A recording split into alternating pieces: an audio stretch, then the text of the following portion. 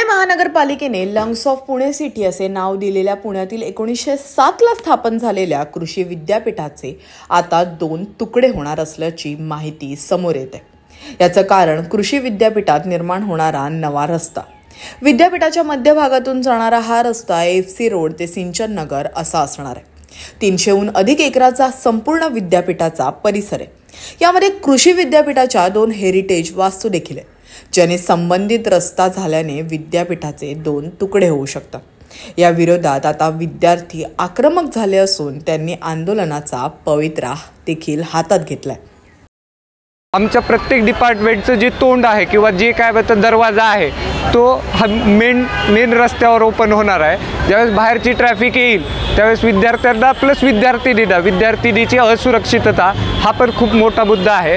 त्यामुळे आज इथं विद्यार्थी जमले होते आणि विद्यार्थ्यांनी हा एक प्रकारचा आंदोलनाचा पवित्रा उचललेला आहे। पर्यायी रस्त्याचा प्रस्ताव कृषी महाविद्यालयाने दिला असताना देखील विद्यापीठातूनच रस्ता नेण्याचा घाट प्रशासनाने आणि शासनाने का घातलाय असा सवाल आता विद्यार्थी उपस्थित करत आहेत। रस्ता गेला तर त्याच्या धुरामुळे किंवा कुठेतरी त्याच्या धुळीमुळे त्या जलाशयातील माशांच्या उत्पादनावर काहीतरी भर पडू शकते किंवा काहीतरी हानिकारक इफेक्ट होऊ शकतो। हा महत्त्वपूर्ण मुद्दा ह्या कॉलेजच्या परिसरातून रस्ता गेल्यास होऊ शकतो। तसेच ह्या कॉलेजमध्ये वेगवेगळे रिसर्च होतात। ह्या इथून रिसर्च झाल्यानंतर ते युनिव्हर्सिटीत जातात आणि युनिव्हर्सिटी त्यावर पुन्हा रिसर्च झाल्यानंतर ती नवीन व्हरायटी ही शेतकऱ्यापर्यंत पोहोचवते। कॉलेजमधील प्रशासनाला याचा खूप मोठ्या प्रमाणावर त्रास होऊ शकतो। मंजूर झालेल्या रस्त्याच्या शेजारीच कृषी महाविद्यालयातील विद्यार्थ्यांचे रिसर्च प्लॉट आहेत, जिथे विद्यार्थी विविध शेतीविषयक झाडांची लागवड करून त्यांचा अभ्यास केला जातो आणि निष्कर्ष नोंदवली जातात। मंजूर झालेला रस्ता जर या भागातूनच गेला तर त्याची मोठी किंमत या विद्यार्थ्यांना चुकवावी लागणार आहे। रस्त्यामुळे विविध पद्धतीने त्यांच्या या रिसर्चमध्ये अडथळे निर्माण होऊ शकतात। त्यानंतर मागे पाहू शकता तुम्ही, इथं मेट्रोलॉजिकल डिपार्टमेंट आहे। इथून हवामानाचा अंदाज वर्तवला जातो पूर्ण महाराष्ट्रासाठी। जर वाहनांची वर्दळ वाढली तर इथं डाटा मॅनिप्युलेशन होऊ शकतं। त्यानंतर मेट्रोलॉजी डिपार्टमेंटचा काही पार्टही या रस्त्यामध्ये जाऊ शकतो। त्यानंतर मेट्रोलॉजी डिपार्टमेंटचा काही पार्ट गेल्यानंतर खूप सारे प्रॉब्लेम येऊ शकतात। या कृषी विद्यापीठांमध्ये असणाऱ्या मेट्रोलॉजिकल डिपार्टमेंटमधून संपूर्ण महाराष्ट्राच्या हवामानाचा अंदाज वर्तवला जातो। त्यावरही देखील हा रस्ता झाल्याने परिणाम होणार आहे असे विद्यार्थ्यांचे म्हणणे। मंजूर करण्यात आलेल्या रस्त्याचं रुंदीकरण झालं, सद्यस्थितीला असणाऱ्या रस्त्याच्या दुतर्फी बाजूच्या झाडांचं देखील नुकसान होण्याची शक्यता विद्यार्थी वर्तवत आहेत। याचबरोबर हा रस्ता झाल्याने कृषी विद्यापीठातील मुलींच्या सुरक्षेचाही मोठा प्रश्न निर्माण होण्याची शक्यता आहे। आम्ही आता ॲग्रिकल्चरची परिस्थिती बघितली तर आमच्या कॉलेजमध्ये अबाउट 50% ह्या मुली आहेत।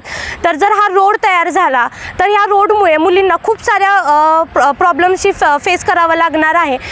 सगळ्यात महत्त्वाचा प्रॉब्लेम म्हणजे मुलींची सिक्युरिटी। जर हा रोड गेला तर हा रोडच्या शेजारीच आमचं गर्ल्स हॉस्टेल येतं। त्या गर्ल्स हॉस्टेलच्या रोडच्यामुळे गर्ल्स हॉस्टेलवरती खूप प्रॉब्लेम येणार आहे। संबंधित मंजूर झालेला रस्ता रुंदीकरण झाल्यावर आणि येथे वाहनांची वर्दळ वाढल्यानंतर रस्त्याच्या कडेला असणाऱ्या विद्यार्थ्यांच्या रिसर्च प्लॉटवर याचा मोठा परिणाम होणार आहे। कारण वर्दळीचा हा रोड झाल्याने येथे सुरक्षेचा प्रश्न निर्माण होईल। बाहेरून येणारे नागरिक हे विद्यार्थ्यांच्या रिसर्च पार्कमध्ये जाऊन त्यांची उगवलेली विविध झाडे यांचे नुकसान देखील करू शकतात, अशी भीती तेथील विद्यार्थ्यांना आता आहे। कारण याचा आर्थिक परिणाम देखील त्यांच्यावर होऊ शकतो। तुम्ही माझा रिसर्च पाहू शकता।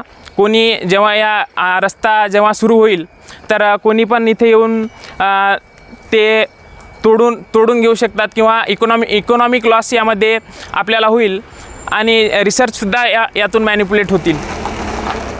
तर ह्या आमच्या विद्यार्थ्यांच्या समस्या शासनाने लक्षात घेऊन पर्यायी मार्ग त्यांनी यातून काढावा ही सर्व कृषी दूतांची शासनाला मागणी। सर्वाधिक जास्त शासकीय अधिकारी निर्माण करणारे वाचनालय, ग्रंथालय हे याच कृषी विद्यापीठामध्ये आहे आणि याच ग्रंथालयासमोरील मुख्य दरवाजासमोरून हा मंजूर करण्यात आलेला रोड जाणार आहे।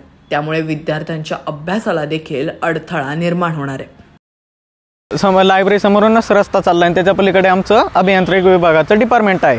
जर तुम्ही विचार करा, आम्हाला जर अभियांत्रिकी विभागातून जर लायब्ररीत यायचं असेल तर आम्हाला सिग्नलला थांबायला लागेल का, हेच मुलांसमोर प्रश्न पडलेला आहे.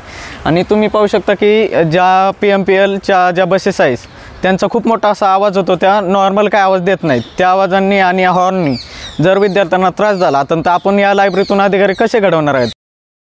संबंधित मंजूर झालेला रोड हा कृषी महाविद्यालयात झाला तर महाविद्यालयाचे 2 तुकडे होतीलच, पण त्याचबरोबर महाविद्यालय परिसरामध्ये अपघातांची संख्या देखील वाढेल, यात काही शंका नाही, असे मत आता विद्यार्थी मांडू लागलेत.